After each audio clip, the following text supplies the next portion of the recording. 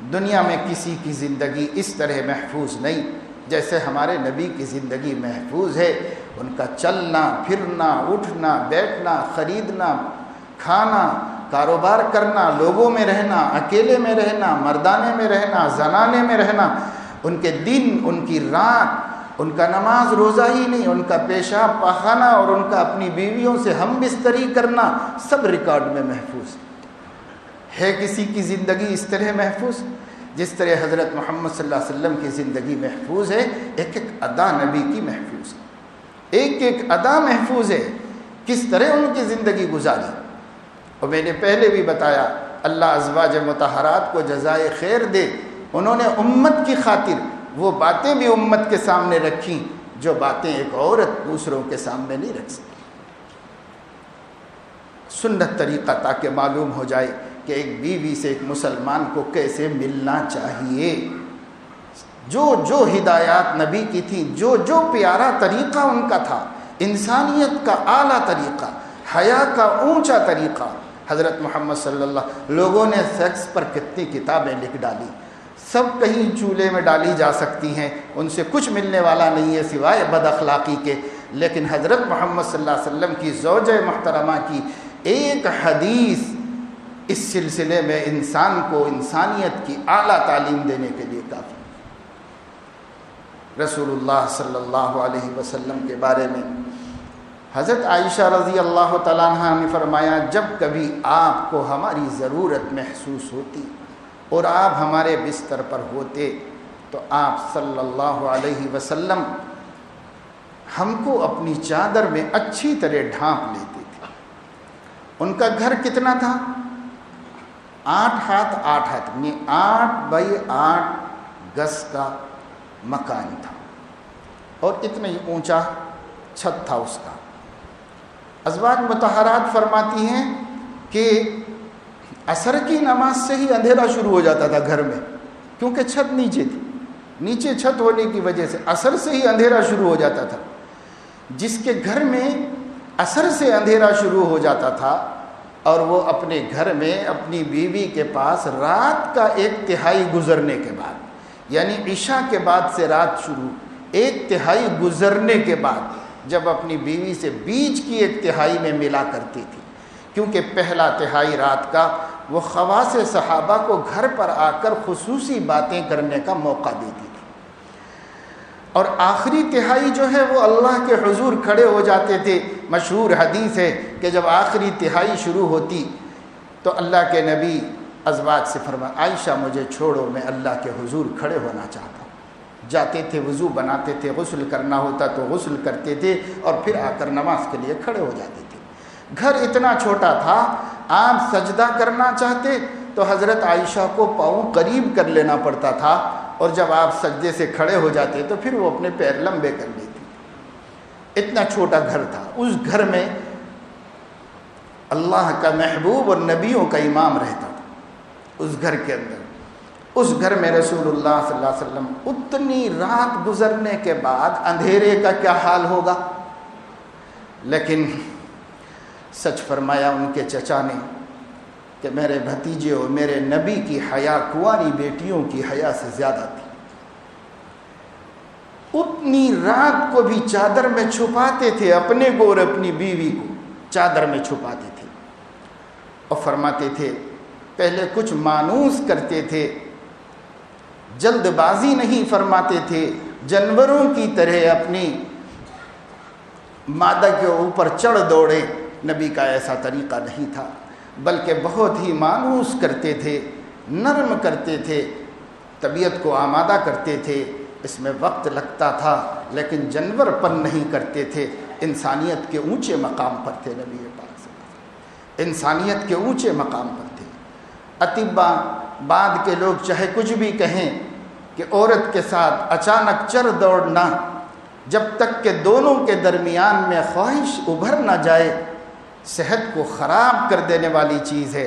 ہمارے نبی کا ہر کام انسانیت کے مطابق فطرتاً تھا، اللہ نے ان کی فطرت ہی انسانیت کے اعلیٰ مقام پر رکھی تھی، لیکن وہ بات بتانے والی نے اس لیے بتا دیا کہ میری امت کے اندر، میرے حبیب کی امت کے اندر بھی بہت سے جانور ہو سکتے ہیں جو اپنی بیویوں کو تکلیف دیں اپنی خواہشات کے خاطر اور انہیں اذیت میں مبتلا کریں، اس لیے ہمیں بتا دینا چاہیے کہ تمہارے نبی کا اسوہ کیا ہے۔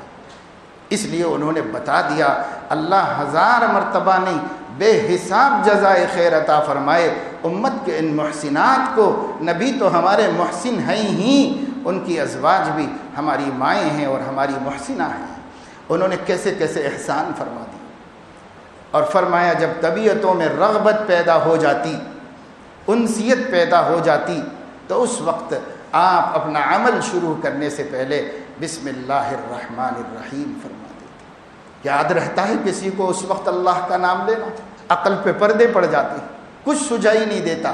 نبی اس وقت بسم اللہ الرحمن الرحیم پڑھتے تھے عمل کو شروع کرنے سے پہلے، کیونکہ وہ وقت ہے پڑھنے کا۔ جیسے بیت الخلاء میں داخل ہونے سے پہلے دعا پڑھی جاتی، ایسے ہی پہلے پڑھتے تھے اور پھر اللہ سے ایک دعا کرتے تھے، اللہم جنبنا الشیطان۔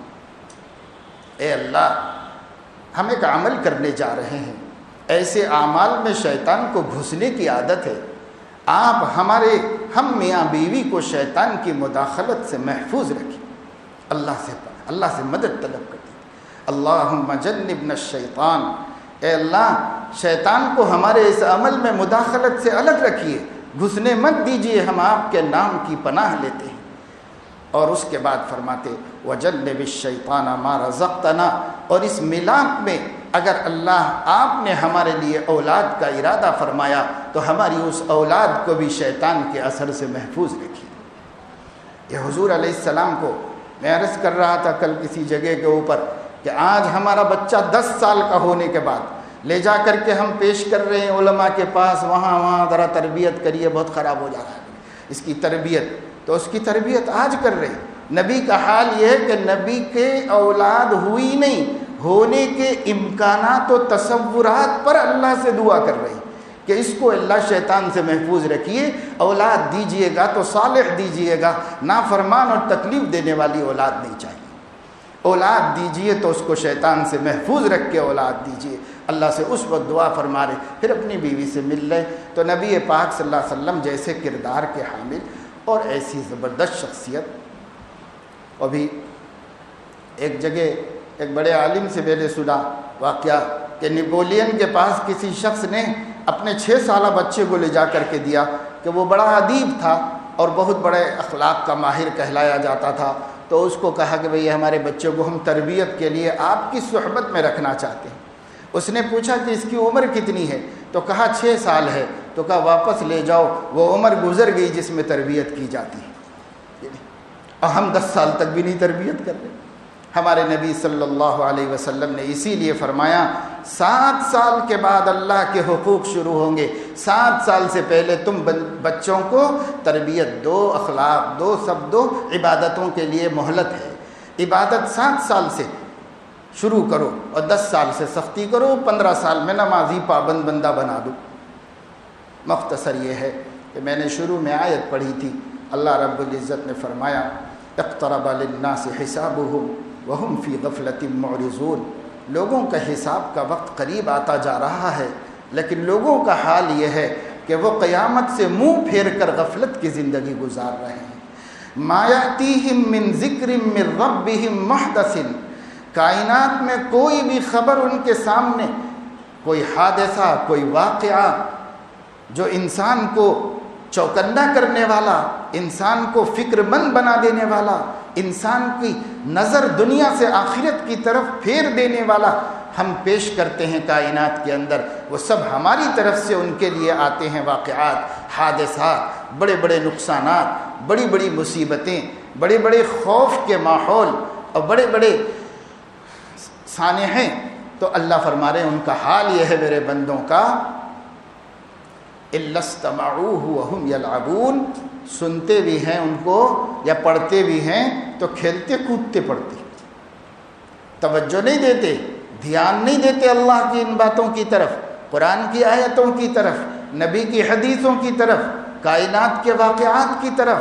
جو تغیرات، جو انقلابات، جو حادثات اس پوری دھرتی میں جگہ جگہ پیش آ رہے ہیں اور روز اخباروں کی اور ٹی ویوں کی زینت بن رہے ہیں، وہ اللہ فرما رہے ہیں ما یأتیہم من ذکر من ربہم محدث، ہر نیا حادثہ اور ہر نیا واقعہ ان کے رب کی طرف سے ان کی غفلت کو ختم کرنے کے لیے آ رہا ہے، مگر وہ اس کو سنتے دیکھتے ہیں تو ہم یلعبون، وہ کھیل کود میں ہوتے ہیں، دھیان نہیں دیتے اس کی طرف، توجہ نہیں دیتے، لاہیۃ قلوبہم، ان کے دل کھیل میں لگے ہوئے ہیں، ان کے دل عبرت حاصل نہیں کر رہے ہیں۔ اگر اسی حادثے کو وہ عبرت کی نظر سے دیکھ لیتے تو ان کی غفلت یاد میں تبدیل ہو جاتی اور ان کا فسق صالحیت میں بدل جاتا۔